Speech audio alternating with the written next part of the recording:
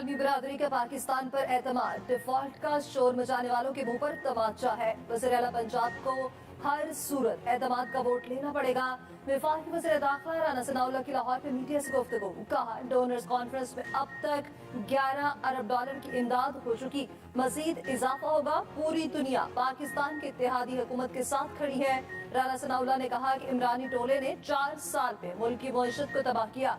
पंजाब को गुज़श्ता 3 माह में बुरी तरह लूटा गया। इमरानी टोले के तमाम ड्रामे जल्द अपने अंजाम को पहुंचने वाले हैं। नून लीग के पास पंजाब में 179 नंबर है, चाहते हैं ये नंबर 180 हो जाए।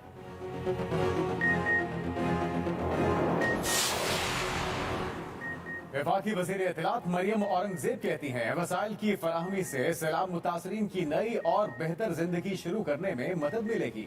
शफाफियत के साथ फंड्स की अमानत आवाम को पहुंचाएंगे और उनकी जिंदगियों में तब्दीली लाएंगे। सैलाब आते ही वज़ीर आज़म शहबाज शरीफ ने तमाम सूबों और इदारों को साथ लेकर जिस तरह इज्तिमाई कोशिशें की, ये उसके समरात हैं। ये इत्तेहादी हुकूमत की मुश्तरका कोशिशों का आलमी सतह पर एतराफ है।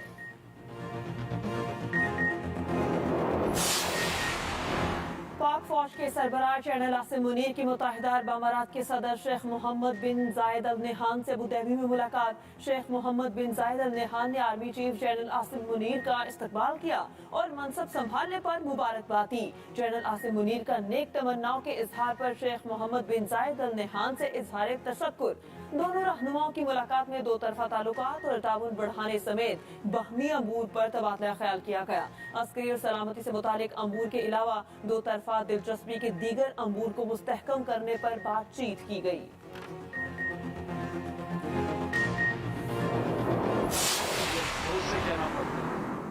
इनको स्वाय अपने करप्शन केसेस खत्म करने के ना इन्होंने माइशत के ऊपर तवज्जो दी, सारी दुनिया में भीख मांगते फिर रहे हैं, पैसे मांग रहे हैं सैलाब के नाम पे।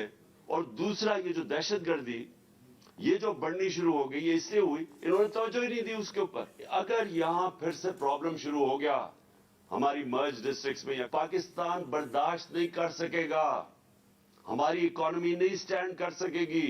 अगर यहां दहशतगर्दी बढ़ गई इसके असरात सारे पाकिस्तान पे जाएंगे। दहशतगर्दी से वक्त पर ना निपटा गया तो इसके मनफी असरात होंगे। अमरीकी जंग के असरात अब तक पाकिस्तान में मौजूद हैं। इमरान खान पेशावर में सेमिनार से खिताब कर रहे थे, कहा माजी में भी दहशतगर्दी के खिलाफ जंग में पाकिस्तान को नुकसान हुआ, जंग में शामिल होने का नुकसान ज्यादा और मुआवजा मामूली मिला। मैंने वज़ीरिस्तान में फौज भेजने की मुखालफत की, मुझे तालिबान खान कहा गया। सेमिनार से खिताब में वज़ीर आला KP महमूद खान ने कहा इम्पोर्टेड सरकार के आने के बाद 376 दहशतगर्द हमले हो चुके। खैबर पख्तूनख्वा में दहशतगर्दी से 30 लाख लोग नकल मकानी पर मजबूर हुए। 75% कारोबारी सरगर्मियां बंद हुई।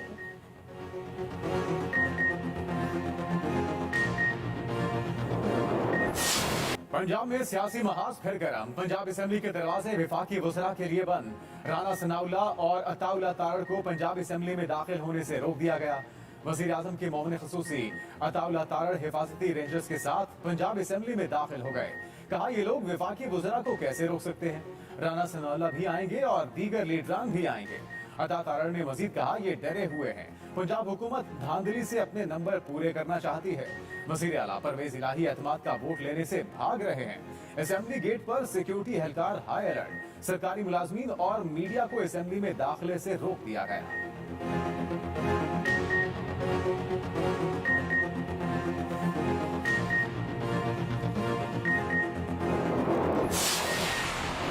पंजाब के सियासी मंजरनामे में नए रंग। जहांगीर तरीन दोबारा मुतहरिक। जहांगीर तरीन और ऑन चौधरी से सलमान शहबाज की मुलाकात। सलमान शहबाज ने जहांगीर तरीन को वज़ीर आज़म शहबाज शरीफ का पैगाम पहुंचाया। मुलाकात के दौरान मुल्क की सूरत हाल और आइंदा सियासी लाहे अमल बारे बातचीत की गई।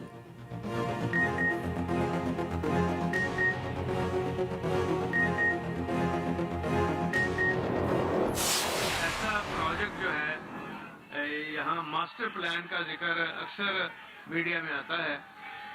मास्टर प्लान में खास तौर पे ये कहा गया है कि पता नहीं जी क्या हो गया ये मास्टर प्लान जो है ये 2 साल पहले PTI की हुकूमत में शुरू हुआ और इस प्लान के तहत बहुत बड़ा काम हुआ।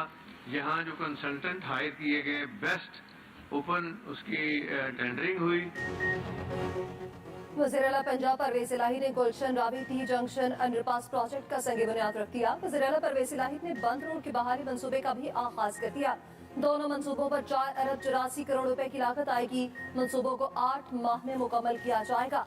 वज़ीर-ए-आला परवेज इलाही ने कहा कि इन मंसूबों की तकमील से ट्रैफिक की रवानी में आसानी पैदा होगी और शहरियों को सहूलत मिलेगी।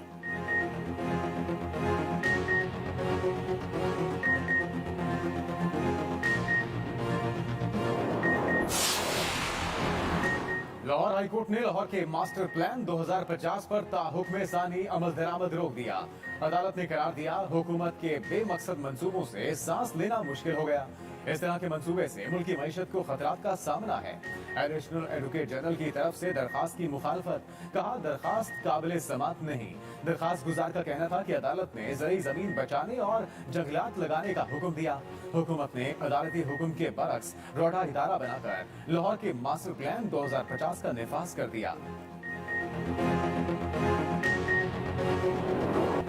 चेयरमैन पीटीआई इमरान खान के लिए नई मुश्किल तैयार। तौहीन इलेक्शन कमीशन में काबिल जमानत वारंट गिरफ्तारी जारी। असद उमर और फवाद चौधरी के वारंट भी जारी किए गए। इमरान खान, असद उमर और फवाद चौधरी की हाजिरी से इस्तिस्ना की दरख्वास्तें मुस्तरद। फैसले में कहा गया इमरान खान जानबूझकर बार बार इल्तवा लेते हैं। उनका इलेक्शन कमीशन में पेश न होना कानून का मजाक उड़ाना है। फवाद चौधरी भी जानबूझकर पेश नहीं हो रहे। रवैया नाकाबिले बर्दाश्त है। इलेक्शन कमीशन ने आइंदा समाअत 17 जनवरी तक मुलतवी कर दी।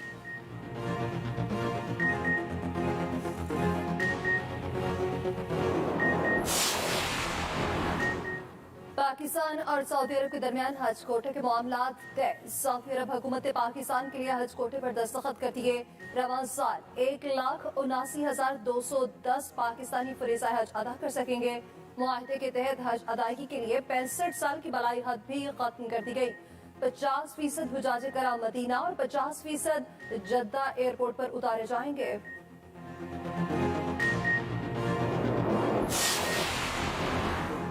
गवर्नर सिंध कामरान डिसोरी की कोशिशें रंग ले आई। बल्दियाती इंतखाबात और हल्का बंदियों के मामले पर एमकेएम के तमाम धड़े एक हो गए। एमकेएम पाकिस्तान, पीएसपी और डॉक्टर फारूक सत्तार के इंजमाम के मामला तय पाने के करीब। मुस्तफा कमाल, अनीस कायम खानी, फारूक सत्तार जल्द अपने साथियों समेत एमकेएम में शमूलियत इख्तियार कर लेंगे। बल्दियाती इंतखाबात में भरपूर तैयारी के साथ उतरने का फैसला। बल्दियाती इलेक्शन में पीएसपी और फारूक सत्तार अपने उम्मीदवारों को एमकेएम के उम्मीदवारों के हक में दस्तबरदार कराएंगे। इंजमाम का बाकायदा ऐलान बल्दियाती इंतखाबात से पहले या उसके बाद हो सकता है।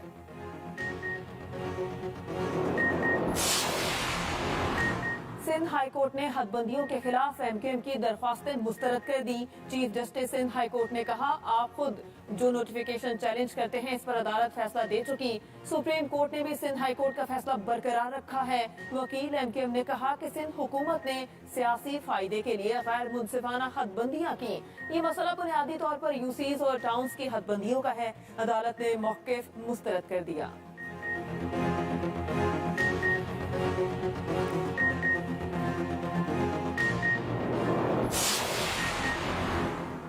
इमरान खान हमला केस, जेआईटी के 4 मेंबरान और सीसीपीओ के माबैन इख्तलाफात। सराय के मुताबिक जेआईटी में शामिल सीसीपीओ लाहौर ने एंटी करप्शन के एक अफसर को तफ्तीश सौंप दी है। एंटी करप्शन में तैनात अनवर शाह मुलजिम से इस केस की तफ्तीश कर रहे हैं। मुलजिम से जेआईटी के किसी मेंबर को तफ्तीश या पूछताछ नहीं करने दी गई।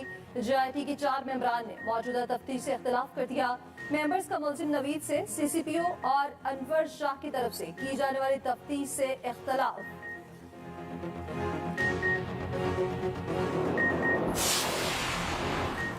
सिंध में आटा 65 से 95 रुपए फी किलो मिलेगा। वज़ीर इत्तलात सिंध शर्जील इनाम मेमन की फ्लावर मिल्स एसोसिएशन के अहदेदारों के साथ प्रेस कॉन्फ्रेंस। शर्जील मेमन ने कहा सिंध वाहिद सूबा है जहां गरीब को 65 रुपए किलो आटा फराहम किया जा रहा है। मुल्क में गंदम के वसी ज़खायर मौजूद हैं। ज़ख़ीरा अंदोजों के खिलाफ कार्रवाई होगी। गंदम हुकूमत की तहवील में आएगी।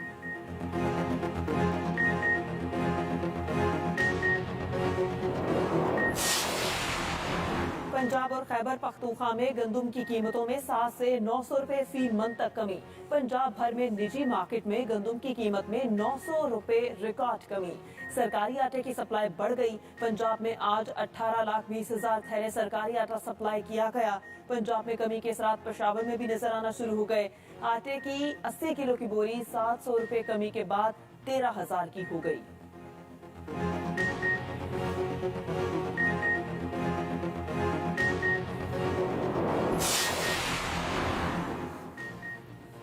कराची में अमन खौफ बनकर रह गया। वज़ीर आला सिंध का नोटिस भी काम न आया। अयूबाबाद में फायरिंग से एक शख्स बहक। गुलशन मामार पे डकैती मजामत में जख्मी होने वाला शहरी दम तोड़ गया। सिंधी मुस्लिम कोऑपरेटिव सोसाइटी में रेस्टोरेंट में डकैती।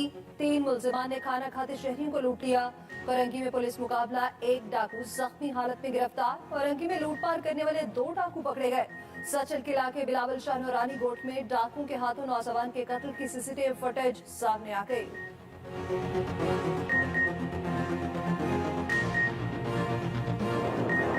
और हॉलीवुड की नई पेशकश एंटमैन एंड द वेस्ट का ट्रेलर जारी। मार्वल कॉमिक बुक के सुपर हीरो किरदार पर मबनी फिल्म 17 फरवरी को रिलीज की जाएगी।